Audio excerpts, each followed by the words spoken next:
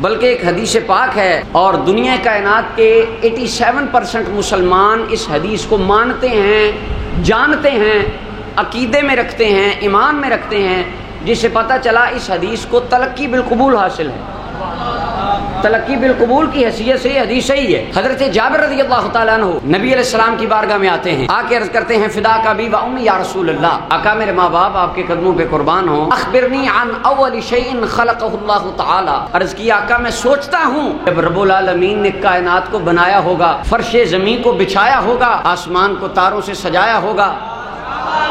میں سوچتا ہوں سب سے پہلے کس شے کو بنایا ہوگا؟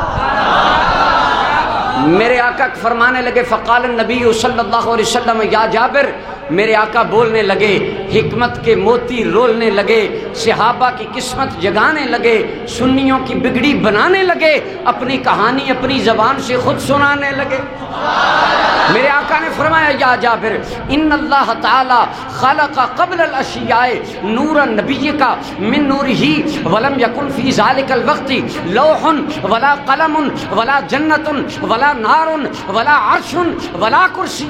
ولا ملک ولا حجر۔ میرے آقا نے فرمایا اے میرے غلام جابر سن، اس وقت نہ جنت تھی، نہ جہنم تھی، نہ شجر تھا، نہ حجر تھا، نہ ملک تھا، نہ فلک تھا، نہ زمین تھی، نہ زماں تھا، نہ چنی تھی، نہ چنا تھا۔ فرمایا کچھ بھی نہ تھا، بس خدا تھا یا مصطفیٰ تھا، بنانے والے کی بستی تھی، بننے والے محمد کی ہستی تھی۔ فرمایا کوئی شے نہ تھی، بنانے والا خدا تھا۔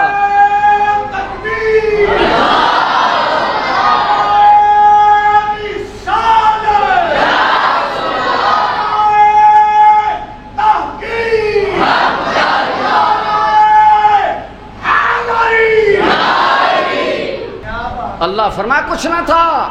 رب العالمین نے کائنات میں سب سے پہلے میں مصطفیٰ کا نور پیدا فرمایا۔